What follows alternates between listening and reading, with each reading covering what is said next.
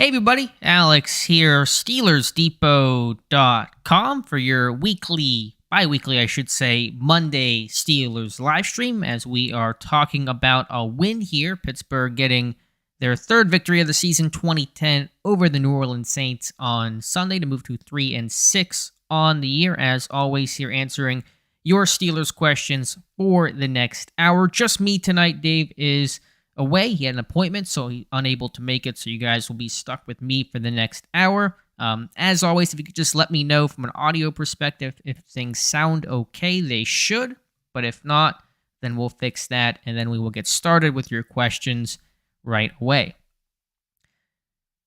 So just let me know, and then we will get started. And appreciate you guys being here. Again, reminder, if you want to have a guarantee of your question being asked and answered, you can send it through a super chat and you will move to the front of the line.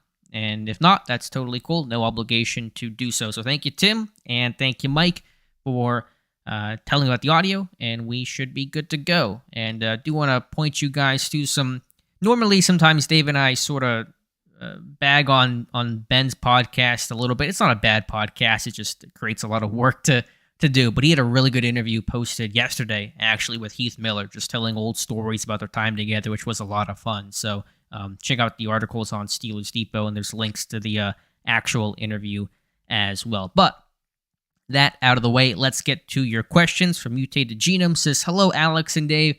Who contributed mostly to the Steelers' successful running game yesterday? Did the O-line do their job better, or did Najee do his better? Is the answer yes. The answer is yes.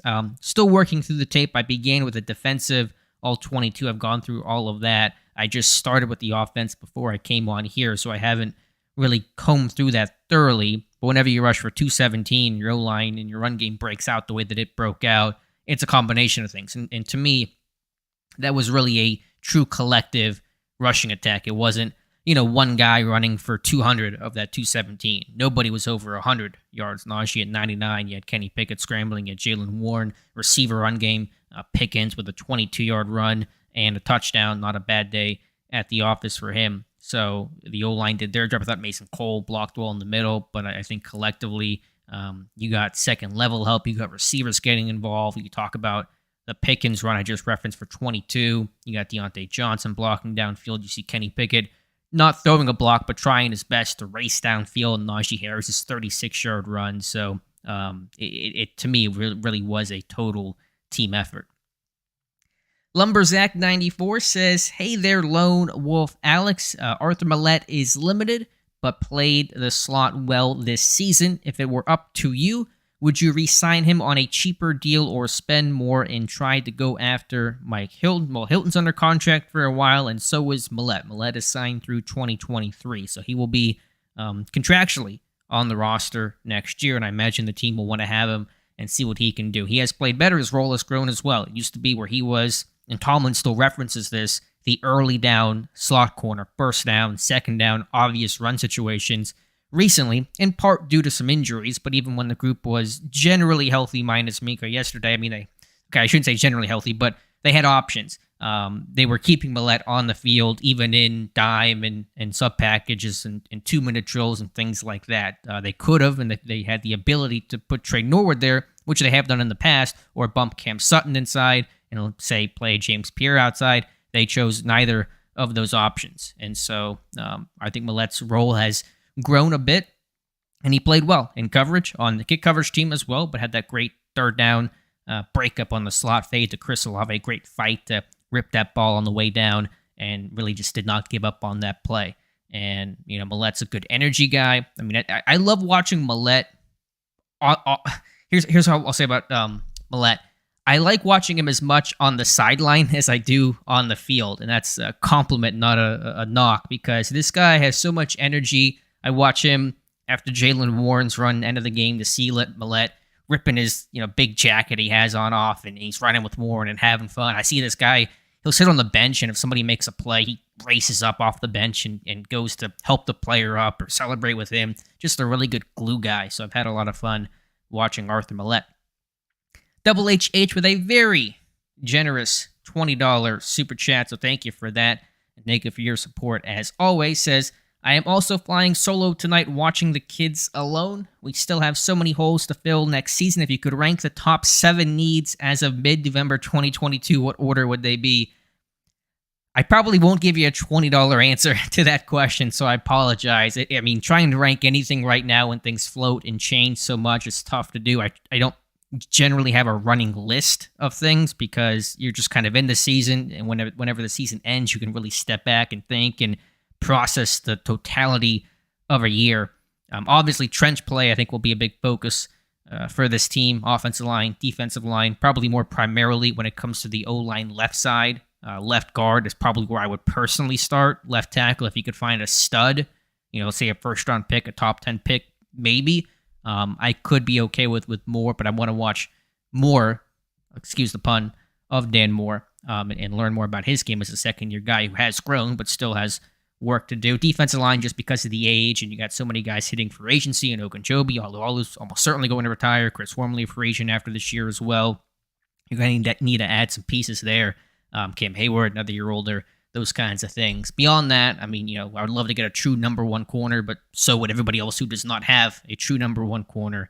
And inside linebacker, what happens with Bush, Terrell Edmonds, a strong safety, those are pending free agents. So those are some positions, some obvious ones probably off the top, but I really couldn't give you a list or maybe 7 laid out for you there, double HH.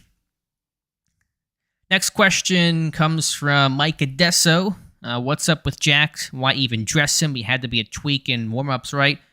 No, Tomlin didn't say that. He just said that, they like Spillane and that Jack was limited in practice, and so it didn't feel like there was any sort of tweak, but just that, they had Spillane ready to go, and they felt like he was more prepared and, wasn't dealing with the injury, so give Jack some extra time there. I guess it's kind of the way that turned out, and because this defense was only on the field for 49 total plays, 45 of which counted, there really was no reason or need to put Jack on the field. So just being conservative, I guess, was the idea, and I like Spillane a lot. And overall, I thought Spillane, not great in coverage, but played well, and thought the defense communicated well, and Spillane plays a big role in that. Ross Swisher, how come this team hasn't been able to consistently run block like they did last night, even after 3 years? It's a really good question. It's probably hard to give a one-sentence answer to that. I think you've seen a lot of change with the offensive line, both in personnel and in coaching. 3 offensive line coaches in 3 years.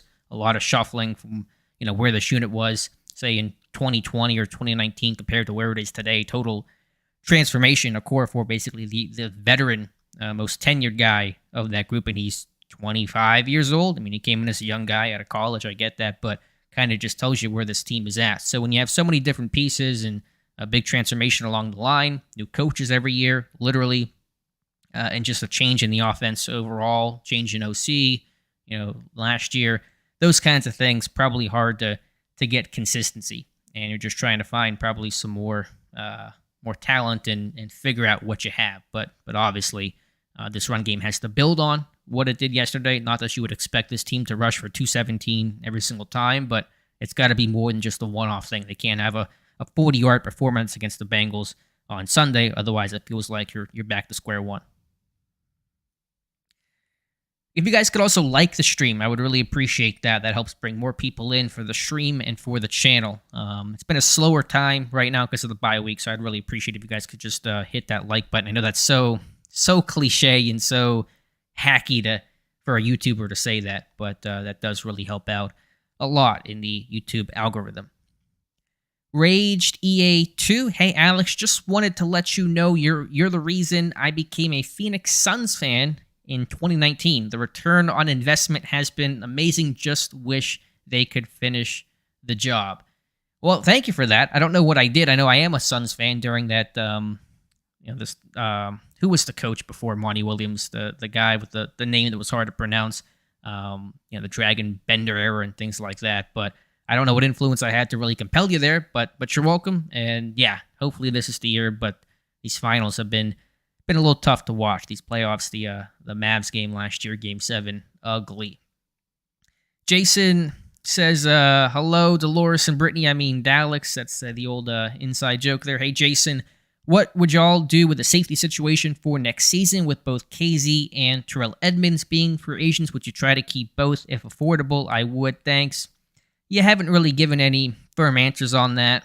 I'd be open to either guy. I know KZ is getting older and has had some injuries, but like his energy, like his play overall, and Edmonds has been, generally who he is, but small progressions, I think, every single year. His run defense, his tackling's been much better this year than last year, and he's just a very available, well-conditioned, all situations kind of guy. I mean, whenever he plays, he's playing essentially every single snap and on special teams. Some gunner, or not gunner, but jammer work and field goal block and things like that. So, he's a guy that plays as much as anybody on this team. So depending on price tag and things like that, yeah, I would. Now, would I also consider some younger options, some longer term options? Sure, potentially. But you don't want to necessarily go into the draft with a big hole at strong safety. Remember, this team signed Edmonds right before this past year's draft, and then KZ hours after the draft ended to give themselves some veteran options there. So, short answer, yeah, I'd entertain, but I don't know on price tag, and I don't know exactly where I'm at sitting here today for the end of the year. Tim, can you explain why they allowed the Saints tight end to get open time and time again on that drive before the half? Yeah, I mean, it's a 2-minute drill, and that's a good tight end. That's Juwan Johnson. He's a former receiver. He ran 4.5 out of the combine, and they bulked him up, and he's playing tight end, but he can move. He's athletic. Some of that was Pittsburgh playing 2-man, and so what the Saints were doing, running some option routes or some out routes. So when you play 2-man, the route you kind of tend to allow the most are the out-breaking routes, the outs and comebacks and things like that. You're playing inside hip. So some of that happened. They got into a rhythm, and that's pretty typical for 2-minute situations like that. And on the touchdown, I put that on Levi Wallace. That's quarters, that's cover 4. Wallace has the deep quarter there to the pylon, and he kind of cheated inside, and they hit Johnson behind. I would not put that on Robert Spillane. Maybe he could have gotten a bit more depth, but I certainly would put that a lot more on Levi Wallace than Robert Spillane. Let's see. Can we afford to keep KZ next year? Yeah, I'm sure they could. They're going to have money, and KZ's not going to cost that much. The guy, this is his first game of the season. I mean, he signed a 1-year deal for pretty cheap this year. The injury is going to impact his value there. We'll see how he plays and what his role is the next 8 games. But could they afford it? Sure. Let's see. Hop Lamop, good name, says, I saw that short video Fave posted on Twitter today. I don't know who Fave is, but says, I can't stop wondering if Canada is really calling the play still. Everybody in the booth seemed to congratulate the man next to Canada. I don't know what you're referring to specifically. The man next to Canada to his immediate right, his name is Matt Tomshow. He's basically been Matt Canada's right-hand man everywhere he's been throughout college. They were at Northern Illinois together and stuff like that. I very much doubt Tomshow is calling the plays. If anybody else is doing that duty, it'd either be Tomlin, which I don't think it'd be Tomlin. He's doing a lot of the defensive stuff, or Mike Sullivan. So I think it's okay to give Canada credit. I don't want to try to deflect that unless there's better evidence that some sort of role in play calling duty has changed. Nick says Arthur Millette is one scrappy dude, plays with fire. He does. Yeah, he's a lot of fun to watch. So I'm with you there, Nick. Give me just 1 second to change a setting here. All right. Mark Miller says, I'm okay with a 6-3 finish to the year and 8-9 season, providing we see improvement in Kenny and the offense going into next year versus a high draft pick. Thoughts? Yeah, that's my point. I almost wrote an article on that and just didn't get around to it before the game. I understand the instinct and the math of it to say, well, wins, they're fine, but you're gonna hurt your draft pick status. But wins aren't just wins in this theoretical vacuum. They mean you played well. And that's my big brain analysis there. So wins generally mean the defense played better, or the run game got better, or maybe Kenny Pickett got better, or George Pickens made plays and stuff like that. They're going to be tangible things that you can carry over into next year, saying there's optimism at X, Y, and Z. So can never root for this team to lose. I don't endorse or support the tank there. So I'm with you, Mark. John Pennington. Hey, John, how you doing? Alex, do you have any idea why Riley hasn't got a chance in the secondary? I mean, they've had injuries there. They've been a bit better at safety overall, and then Casey coming back. Had Casey not been available, then Riley may have gotten a couple more opportunities. He played in the Bucs game in Week 6 and some dime packages there. So I thought it was weird they elevate him on Saturday, then make him inactive. So they just kind of burned one of those 3 promotions you get or whatever the number is. So I don't know what happened there. If they just wanted to kind of play it safe and see how Casey looked and just kind of reacting in the moment to everything that happened with Minka, I'm not quite sure. But Riley's there. He's there. Weidl knows him from his time in Philadelphia. Can Tomlin get back to his benchmark 500 season over the next month? I mean, the math says that he could, theoretically, and the schedule is more forgiving, and you're in AFC North games. My prediction was that they would go 4-5 over the next 9 games. That was a comment made after the bye week before yesterday's game. I picked Pittsburgh to beat the Saints, so I had them at finishing the year 6-11. So to get to 9 wins, they'd have to go 7-2. So I think it's probably asking a bit too much, but we'll see how things go, and we'll take it week by week. Let's see. Can we beat the Bengals next week? That is from David Kapoor. Sure. I mean, it's, I don't want to say it's impossible. There's no way, no path they could do it. It's AFC North football. It'll be a big challenge. I don't think the Bengals will have Jamar Chase in that game. It doesn't sound like it's early, so I don't want to conclude that. But yeah, I mean, it's been some, they beat him week 1, so why couldn't they beat him again? I guess is the thought there. Let's see. What else do we have here? Appreciate you guys asking questions. Keep them coming. Yeah, just me tonight. No Dave. We'll be back for the next stream. Alex, have you been hit with a draft loop glitch on Madden yet?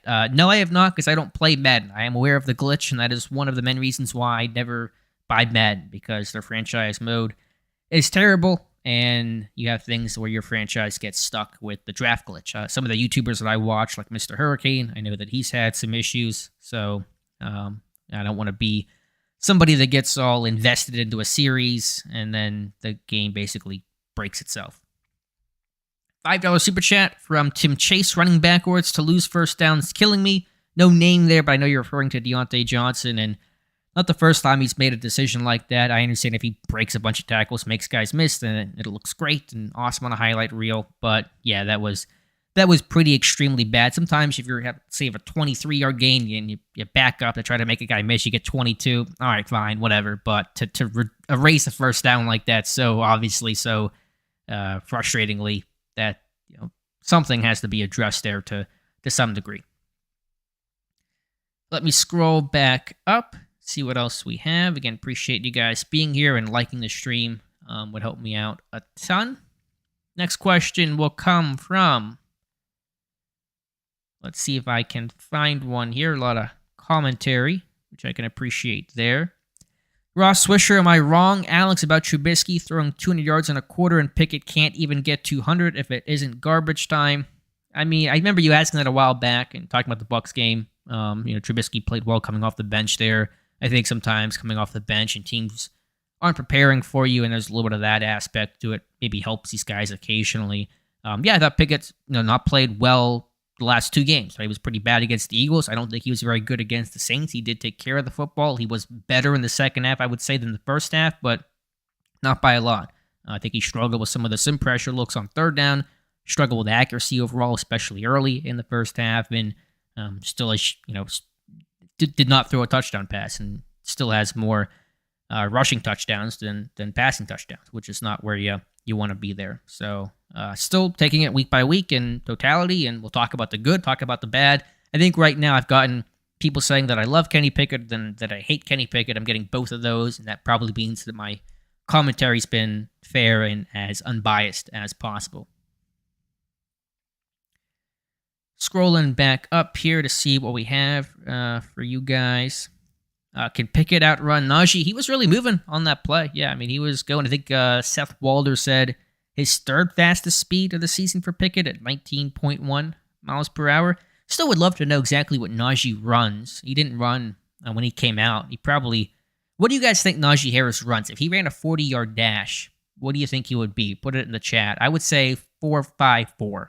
I'll give him right under 4.55. So I think there's some somebody out there saying he ran like a 4.45. I don't think he's a 4.4 kind of guy, but I'll say 4.54 will be my number for Najee Harris. Double HH says 4.6. Yeah, I mean that's probably fair as well.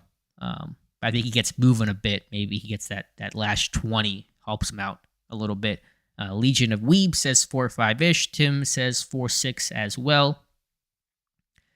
So yeah, just not that it matters much, but just curious what his 40 time would be. What did I think about the Casey penalty?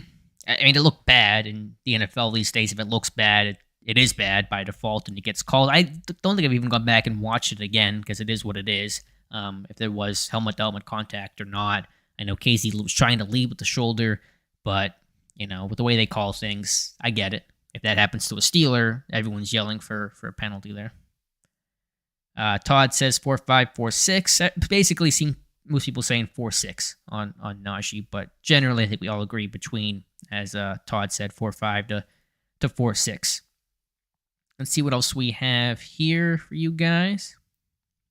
Double HH, is Liao scheduled to return back this season? I forgot what his injury was. It was never announced by the team other than a knee. I think I heard meniscus, I want to say. So I believe the expectation, the hope is that he would come back. It wasn't a torn ACL or MCL or anything like that where you sit there and go, okay, this guy's not coming back the rest of the year. So, it just depends on how you rehab and how you heal and things like that. But I think you'll see Liao again before the year is done. And it sounds like, according to the Post-Gazette, that William Jackson is expected to be able to return later this year with that back injury that Pittsburgh has some reason traded for him. Not my favorite trade and doesn't look any better right now. Morgan Bradley, $5 super chat. Thank you for that. Morgan says, I'm worried that if Calvin Austin doesn't play this year, then we won't keep him. I feel that he would fit in perfect. That's from Morgan. Well, they're going to keep him. He's under contract. He signed a 4-year deal after he got drafted. And so he'll be in camp next year and hopefully healthy and good to go for OTAs. So we'll see how he looks and revisit him in the summer when I head out to St. Vincent. But he will be a Steeler, barring something dramatic happening, probably off the field, which I'm sure will not happen for 2023. So we'll see how he looks. And obviously, the foot injuries that he's been dealing with and the surgery for a guy who runs 4.32 and is a small guy, not great, but we'll see how he looks. It's certainly something that he can overcome. All right, let's see what else we have here for you guys. Someone also asking about when is Liao coming back. Don't have an exact date. In terms of eligibility, I can check when he actually got placed on IR. And you're going to have to miss the 4 games. I think it's 4 games and not 4 weeks after that. I always kind of forget. That happened October 15th. So, we're a month out from that. When could he return? Maybe call it a month from now, just kind of guessing. In terms of another couple weeks to get cleared and then practice and then try to return, and we'll see how it looks in terms of the depth and getting a hat, although I think he probably will. Loudermilk maybe goes into an active status again if and when Liao returns. Mike Adesso, I think it's pretty clear that my chat just scrolled, so let me scroll back up and find it for you. I think it's pretty clear Steven Sims is everything that I hope Switzer, Ray, and Gunner to be. So much more electric than those guys. Sure would like to see him catch some slants and go. Yeah, I'd like to see him out in space. He's at his best running out there open field. He's a fun player to watch. I mean, I love the story. 2-star recruit. Only FBS offer was Kansas. He wins 6 total games in his time with the Jayhawks. Undrafted, makes a team with Washington in 2020, and climbs the ladder in Pittsburgh and now has a relatively consistent role. So fun guy to watch and root for, and change of direction ability is pretty impressive. Michael O'Malley, not happy with Tomlin, says, I just can't wait until the franchise realizes we won't sniff the Super Bowl with Tomlin ever again. Time to move on. So Michael O'Malley calling for Mike Tomlin's firing. Let's see. Scrolling back down, 007. Alex, what do you think about the AFC North? Seems like the rest of the division has lost a lot of games. It's getting better. Let me pull up Dave Bryan's AFC North standings here. You got 2 teams with winning records in the Ravens and the Bengals. It's not as strong of a division as I think people thought that it would be. Baltimore at 6-3. Let's see, Cincinnati 5-4. Browns 3-6 over Pittsburgh with the head-to-head matchup. Steelers, of course, also 3-6. But Pittsburgh will have more AFC North games to play, 4 of them to go, including starting this weekend, week 11 against the Bengals. I think it's a division getting better. I think Baltimore's gotten better. The Bengals have their own 2 starts, so they're better, and they had to deal with Chase that first game. That offense tanked against the Browns, so we'll see. But I'm just kind of focused on Pittsburgh right now. Let's see what else do we have here for you guys. Again, appreciate everybody stopping by and asking questions. I'm here until the top of the hour. Mike Adesso, let's stop for a moment and smile and appreciate an actual successful screen completed yesterday. What a world. Yeah, I'm going to be writing about that. If you're talking about the Steven Sims play, I will be writing about that for the morning. It was a really nicely designed play by Matt Canada, so got to give him a lot of credit. $5 super chat from Tim Chase. Thank you as always, Tim. Pickens hit out of bounds. Should have been a penalty. Players need to quit trying to jump over people. Is that on... What play are you referring to, Tim? Don't send a super chat for that. That was on the run, I'm guessing. I don't remember when that... What play you're talking about specifically, Tim. But you're probably correct. I just don't know exactly which one you're referring to.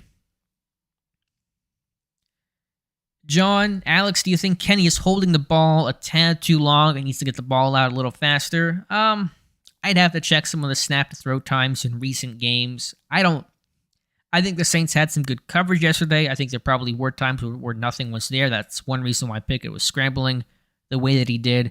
I just think seeing the field cleanly, I think off of play action, seeing the field's been an issue. I have a clip on Twitter of him with that really bad throw to Pat Freiermuth that should have never been thrown. Just don't think he saw the linebacker roboting underneath to take away the crosser, the bender by Freiermuth. So I think just seeing some of the post-snap stuff whenever there's rotation, whenever there is play action, probably one of the bigger things he has to work on.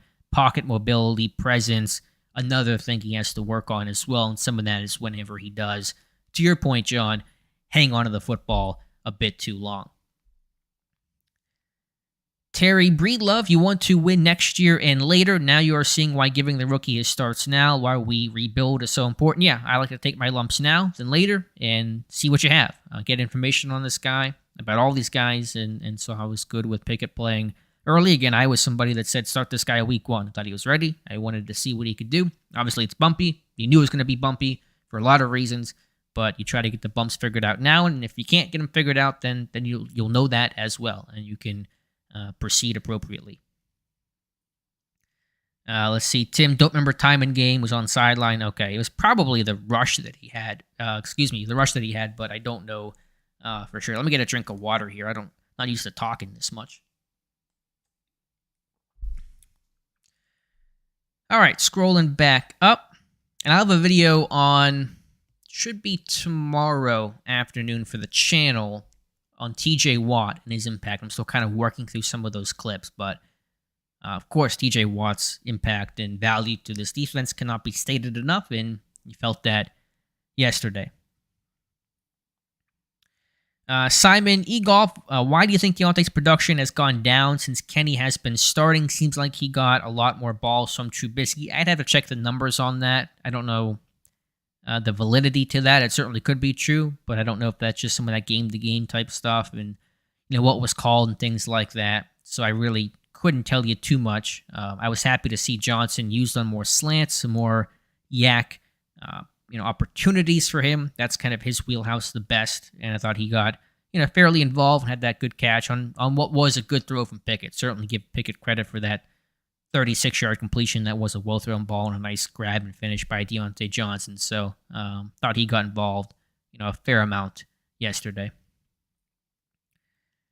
Alex, when do we actually revamp this inept coaching staff, and when do the Roonies realize coaches need to be paid? That's also for Michael O'Malley. I think you're looking for... I think you're probably talking a bit more rhetorically because I don't have answers for you on that stuff. In terms of the paid part, I've seen that line a lot, and I'm not saying that it's wrong, but I'm asking somebody to present me data on the Steelers coaching staff being underpaid and not spending enough money on coaches. I hear that claim and critique a ton. The Steelers are cheap. They don't pay coaches. I don't know what they pay coaches. I know Tomlin is one of the higher paid coaches in football. I don't know exactly where he sits in right now. Is it like 10 million or 11 million? Forget the numbers on that, but he's certainly in that top, I think no worse than top 5. In terms of the assistants, I don't know what the salaries are. That's not publicly available, so if somebody wants to point me in that direction, feel free. There's an old story from Dan Rooney that said, we don't pay the most, we don't pay the least, we're on the high side of fair. This is what Rooney said in terms of what they pay coaches. Could that have changed over the years? Certainly. I don't know. Obviously, Pittsburgh does not have, big names. They don't have, say, a Dan Quinn as their DC, where you assume that guy's getting paid a bunch of money because he's a guy in demand, a former coach, a guy with a bigger resume. Although, Terrell Austin, is a relatively decent name in terms of their name recognition of it all. But point is, I don't know the numbers on that stuff, so I don't know if anyone else does as well. And if somebody does, then please let me know.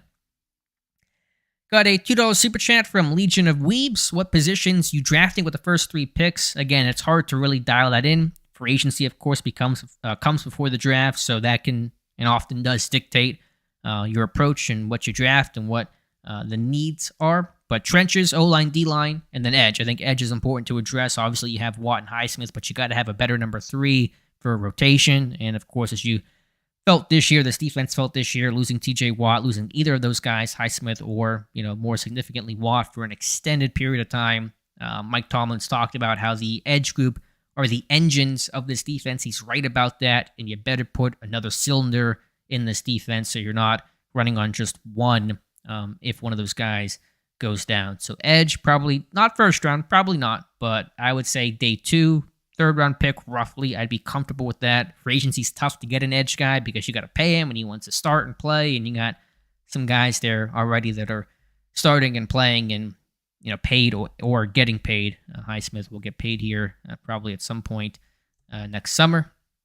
So that's why I would go edge and then trenches to kind of give you the best answer that I could. Lagoon Tours Bahamas says, oh my God, I get to see a live feed. Wow, this feels like Christmas Day. Awesome. Thank you for that. Also says, thanks, Alex, for the great commentary. Appreciate that, Lagoon Tours Bahamas. I promise it's not that exciting. I really hope your Christmases are better than listening to me stammer on. But thank you for being here. Certainly appreciate the support. Let me scroll back up and get to some more questions for you guys to try to answer.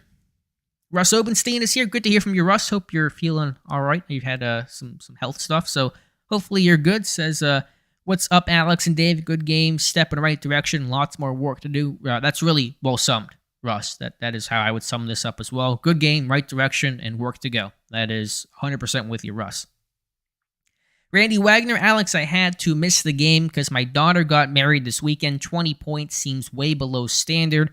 Any improvement that I can take away from our offense? Well, first, Randy, congrats to your daughter on the marriage. That's fantastic. I'm sorry you had to miss the game for it, but I think that's a very good excuse to miss a Steelers game. I mean, for this current team, 20 points is the cap. It's the ceiling. They've scored 20 points offensively in a game this year 3 times. I believe this is now the 3rd time. Also had 20 against the Jets and Tampa Bay. So I'm trying to get this team to be bad at blackjack. They're really good at sitting at 20 and staying, but you want to get past that. So yesterday, you run for 217. You had the ball for almost 40 minutes. How do you only put up 20 points? Well, you're 2-5 in the red zone. You had 6 sacks. And your kicker missed 2 field goals, and 2 makeable field goals. And so certainly that's a game where on paper you look at some of the raw, box score numbers. You need to put up, and you think that you would put up more than 20 points there. But those are probably the reasons I would look to yesterday as why this offense kind of got stuck on that 20 number again. Certainly some meat left on that bone. All right, let's see what else we have here. Are we stuck with Wright, or can the Steelers potentially sign another kicker? They could. That's from Todd.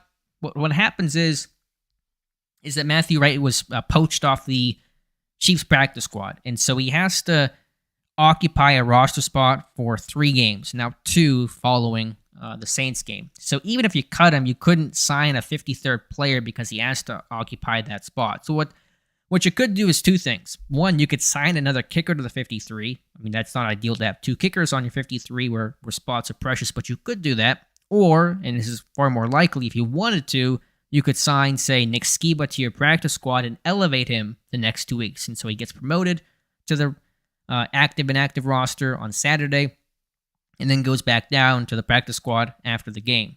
You could do that and then have Wright as an active player. I think this team will stick with Wright for at least one more game and go from there. That's my sense based on what Tomlin said after the win.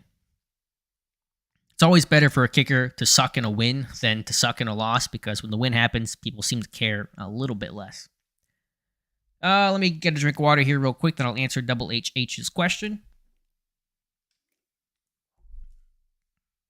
Given our current roster and anticipated future needs, which current NFL team should be a realistic template the Steelers should emulate? I mean, that's tough to answer for sure. It's hard to look at one team and say, let's exactly follow their plan. Each team's construction and situation and philosophy is a bit different. I've always compared this team to where the Patriots were at post-Tom Brady. You lose a Hall of Fame quarterback. You're kind of going with a veteran for a short time. They had Cam Newton, Pittsburgh for a briefer time, had Mitch Trubisky. And then you're drafting that first-round rookie that's a bit more of the older school player, Mac Jones, Kenny Pickett. That's kind of the summary that I compare them to, the way that I make an analogy to where Pittsburgh's at right now. But again, it's hard to really point them towards one team and say, do that. And of course, the Patriots have had ups and downs and they're not rocketing, a year out after Brady and a couple years out. They're, still trying to find their footing. All right, let's see what else we have for the next 20 minutes. Appreciate you guys being here. Scott says, Alex, out of the remaining schedule, what games do you really think Pittsburgh cannot win? Because I don't see one, especially if this defense stays healthy from now on. Sure, I think, in theory, you can argue why this team would win any game. That the North games are always close and competitive, and then the rest of the schedule is what? The Colts, the Panthers, the Raiders, and I think that's it. So those are all games that Pittsburgh, certainly could win. So point taken there. They're not going to win all those games, and Pittsburgh has their own problems. They still got to, prove they can be a team that even gets to 500. They're 3-6 right now. That's not where you want to be. But sure, there aren't the Eagles and the Bills and the Dolphins where you sit there and say, man, that one is gonna take a lot to win. So I agree with you there, Scott. And then Bob about the kickers, same answer essentially to what Todd said. And again, I think they stick with Wright for at least one more week. And if that still does not work well, then you play practice squad elevation game instead to replace him. Let's see. Mike Adesso saying Christian Kuntz is a problem. Had poor snaps almost every game now. Got to bring someone in to at least challenge him. Yeah, I thought there were some issues. He's got that rib injury, and I don't know how much that's impacting him. Snappers get a lot of protection on the snap, so I hear you. I think that's a valid critique. I don't know if I would be at the replace him stage yet, but I think he's been a little shaky. Ross Swisher says Pickett equals Rosen / Whedon 2.0, so there's the commentary there.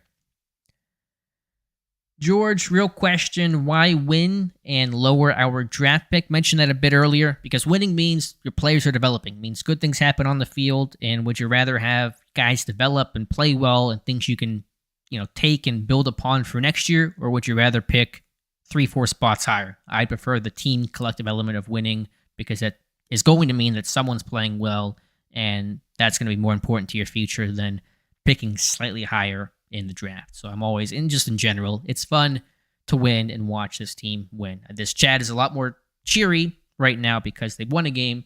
Mondays are much better when they are victory Mondays.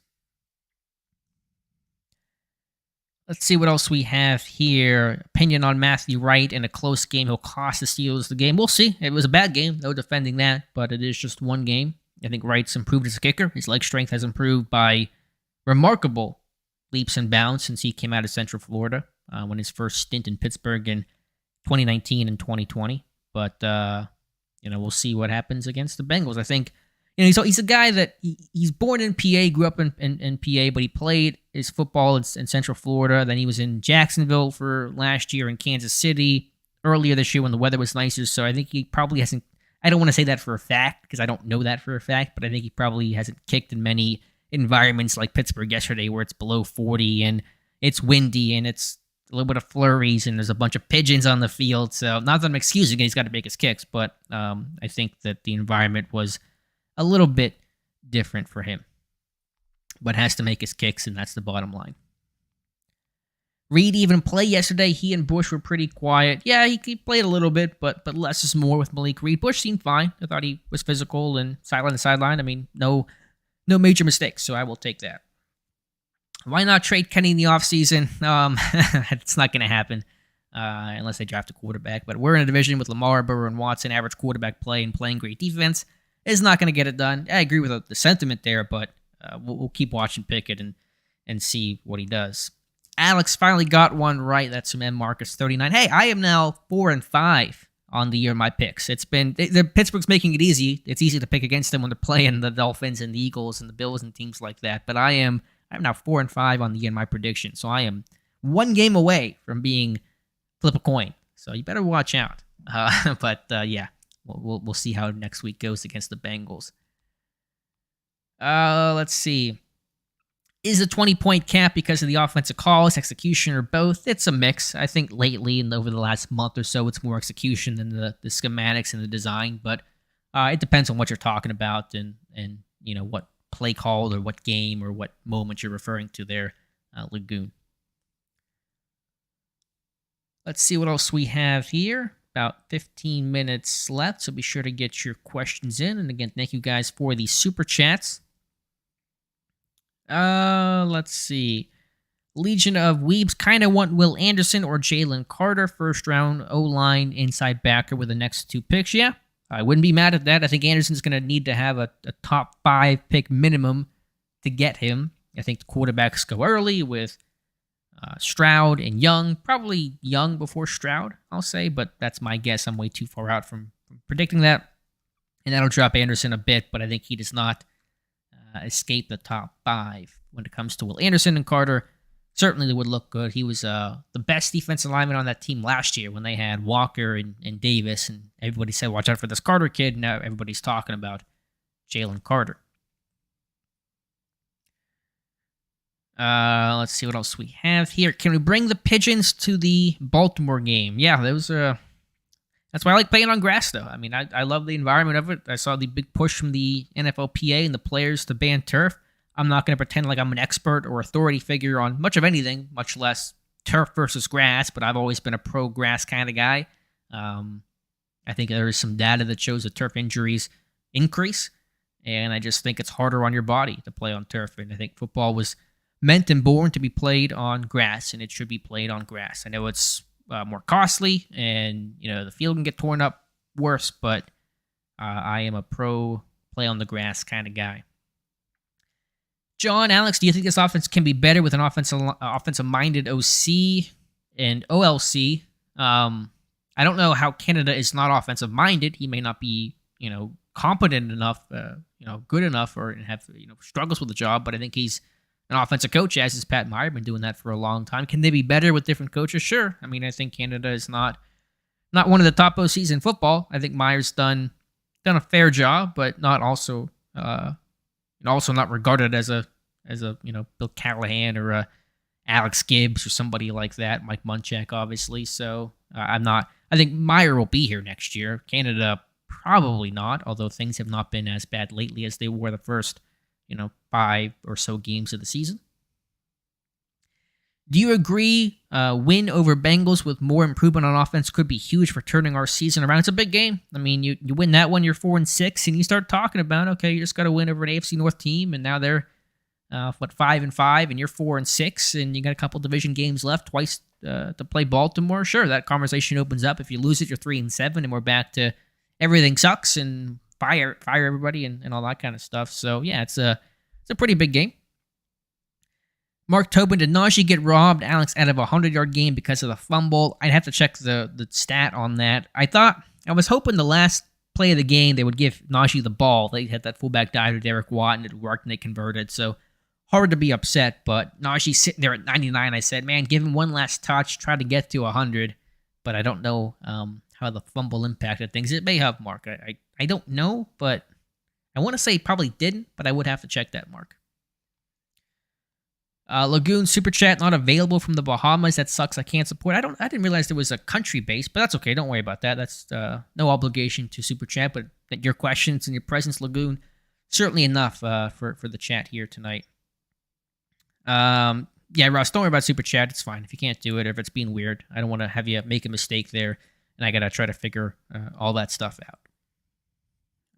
Let's see. Mike, what would be the Steelers' equivalent of the Faith Carey debate? Maybe Najee versus Warren. It's still Carey. You're wrong about that, and there is no debate. I mean, it's Faith by a mile. So whatever a big gap. It's T.J. Watt versus Malik Reed. You know who you picking? I mean, that's how I see the Faith Carey debate. Dark Shine, the kid. We should bring in a former head coach OC. So I assume that's probably some Frank Reich vibes there. We'll see. I don't think you have to be a former head coach to be an OC. I think. There are different skill sets and requirements and things like that. So I don't think I would have that as a hard and fast black and white. They must be anything. But, as far as I know, Canada is still the OC. And until he's not, my focus is on the here and now. Crispy KP, of course, referring to Pickett, had some weird throws, but I'd say 10 starts before I start judging him too harshly. I'll watch the rest of his rookie year in totality, the good and bad. There's been both, and we'll go from there and see where it started and where it ended up. And, that's the way I'm approaching. I'm analyzing, not concluding, is my very quippy phrase. Analyze, do not conclude right now with Kenny Pickett.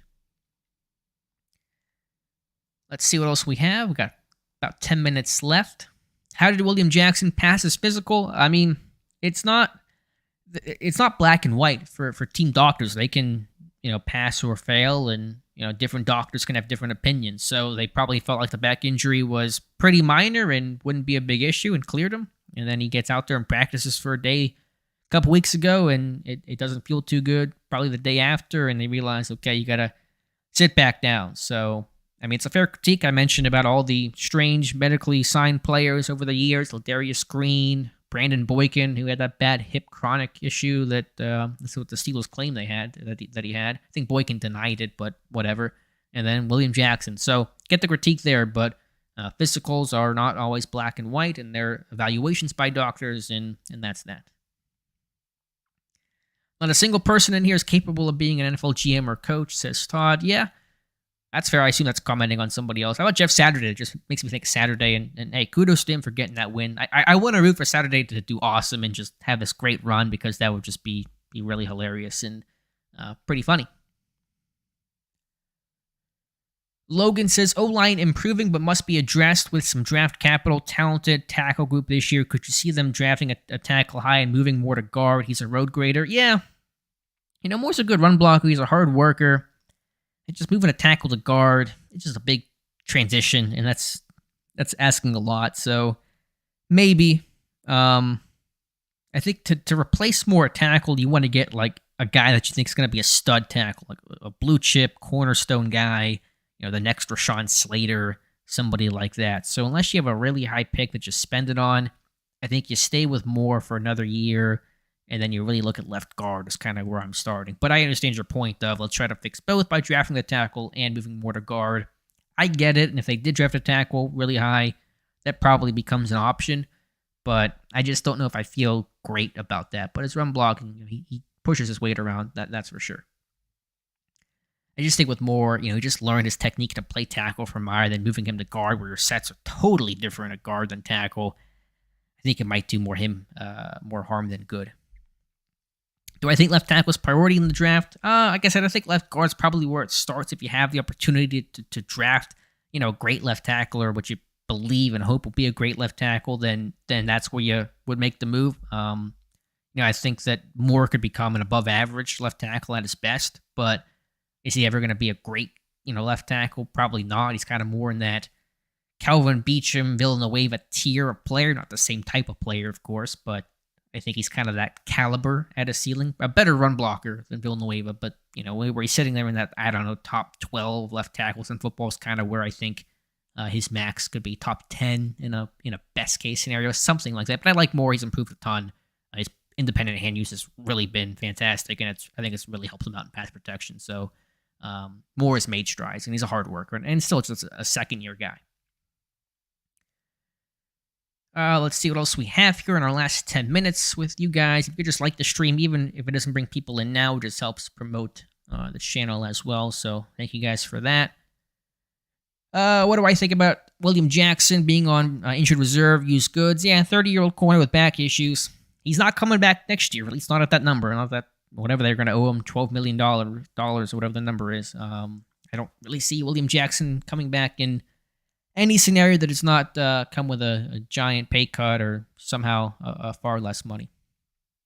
Didn't love that trade, but they end up giving basically nothing besides paying the guy. I just think, whenever you're a first-year GM and you make a trade like that, it's not great for your reputation. You just kind of look a little dumb there. Now, he made a great trade, Omar Khan did, for Claypool, so that the cost-benefit is working in Pittsburgh's favor. But whenever you're a first-time GM and you're trading for an injured guy, I think other GMs say that, and we might try to get that guy. And Omar Khan, whenever he talked with Pat McAfee weeks ago, closer to the start of the year, said that the GMs kind of try to test you and that they want to see who you are, and they'll kind of give you a low-ball crap deal just to see if you bite. And so when you trade for William Jackson, a guy that's hurt and gets put on IR, I think other teams going to see that and say, hey, let's see, whenever we talk to Omar in the offseason, maybe we can try to, swindle him again. But again, I don't mean to rant about that too much. All right, what else do we have here? How do we feel about Minka and Casey up top and Edmonds at a dime backer role? Edmonds is good against the run and decent in coverage. They were actually using Edmonds as kind of a more traditional and true dime backer in dime packages yesterday for the 4 or 5 snaps they ran it. So not going to be an every down thing, but we'll see how it looks whenever Minka comes back. I just want those guys to get back and get healthy, get this group together. I mean, Watt and Minka played 64 snaps together this year, so I just want to get to a point where Cam and Watt and Minka are all healthy, all playing together, because that has not happened often this year, but when it did, the Steelers defense was amazing.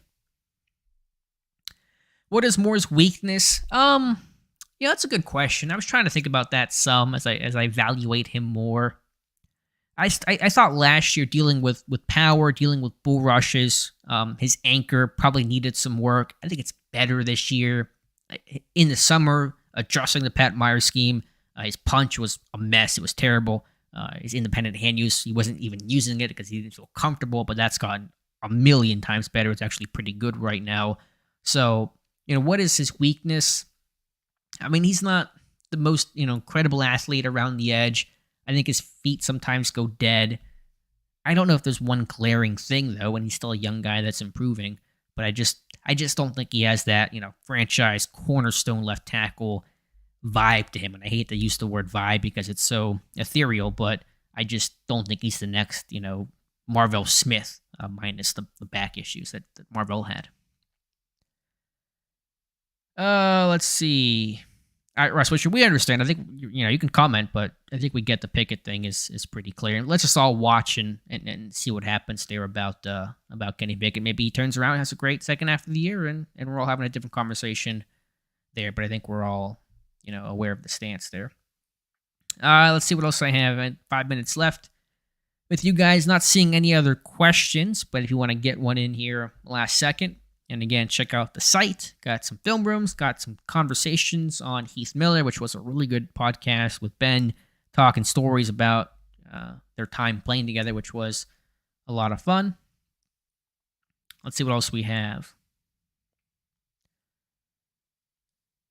Let's see what's going on. Yeah, I'm not trying to be mean. I mean, you can say whatever you want in the comments as long as you're not, blatantly threatening or being disrespectful. I don't like to kick anyone out because of that, but I don't want to, have the same conversation a million times over and over. We're just talking about, is Kenny Pickett good or bad?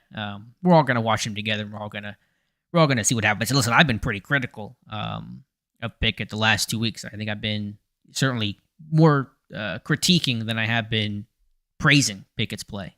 But I'm just gonna kind of, wait and see and not try to die on that hill every single week. We're just gonna evaluate as we go along. Alex, has any college players caught your eye that Jonathan has been discussing? I still don't get too in tune with the draft stuff, but I think in the name I can't pronounce, so I'm sorry about that. But the left tackle from Penn State, he's 19. I think he's 19, first-year starter. I don't even know if he's going to declare after this year because he's so young and a first-year guy. I mean, does he want to go back to school? But Fanishu, whatever his name is, sounds like a guy that I want to watch and get eyes on. I'm seeing some of the Senior Bowl invites, and so that's exciting. I'm going to hope to be back at the Senior Bowl in 2023, but we'll have to wait and see. But I really haven't. And the one guy I would mention, I did this in my best case worst scenario, article that I do in the summer that just total make believe, that just for fun. Jack Campbell from Iowa. I know that offense has been miserable, but I feel like Jack Campbell is the Steelers type of guy, well-rounded guy, physical, good size. And, of course, he's basically wearing a Steelers uniform right now. So I think Jack Campbell's the guy that if Bush does not get retained, that you're going to hear about some as a day 2 candidate come draft time. All right, let's see if there's anything else here left for you guys. Any other last-second questions I can get to? And if not, we'll begin to wrap things up, and you guys can see an archive version of this on SteelersDepot.com. But I'll answer one or two more if anybody has anything else they want to throw in there. Claude Bishop says Pickett will get better, a lot better. Rooting for that, but we shall see. Maybe he does. Maybe I'm sure he will get better. It's just to what degree and what's the level of play there. Yeah, Todd. Yeah, Jack Campbell. And yeah, so Miles Jack to Jack Campbell would be something. Dead Planet, would you design any plays that use Pickett's legs going forward? I mean, some of the zone read stuff, quarterback sneak stuff, occasionally as a change-up. I think that can be effective. It has been effective, but probably not too much in terms of him actually running the football. You got the sprint outs and stuff like that they do, which I have mixed feelings about, very much mixed feelings about. But they're using his legs just fine, and he's running and creating whenever things break down or things are not there. Legion of Weeps, $5 super chat. Had a great time for my first live session. Love the podcast. No nation better than Steeler Nation. Y'all have a good night. Thank you, Legion of Weeps. Appreciate you being here. Hopefully you can join us 2 weeks from now when we have our next live stream with Dave and myself. But yeah, Steelers Nation, fantastic, and appreciate the support. You guys are awesome and make all of this possible. Alex, any centers got your eye in college? Not right now. I think Mason Cole has done, pretty respectable job. He's played hurt the entire year. His entire foot is just tape. I mean, that's all. He just gets a big little tape each game that he puts on it. So we'll see. Not, certainly you're going to upgrade Cole at some point, but I just have not. I just don't watch the college game, even in general, a lot, because Saturday is kind of a kickback day, or I got to get groceries or go do something to be an adult and all that stuff. So I don't try to spend my Saturdays all locked in on draft stuff before a game where I'm going to be locked in on the game. Yeah, I like Cole at center probably more than guard right now, to be honest, Russ Swisher. I think he's fine there, and if you're gonna do something at guard, go with a bigger upgrade. I think left guard is where I start the conversation to really try to find a dude at left guard. Dotson, he's got the talent. I mean, he's got size. He's physical. When it comes together, it looks good, but he's just a frustrating guy to watch on tape with his technique and inconsistency. And there's always something going on with Kevin Dotson. So I think if you're gonna start making moves, and you should, I start at left guard. That's where I begin.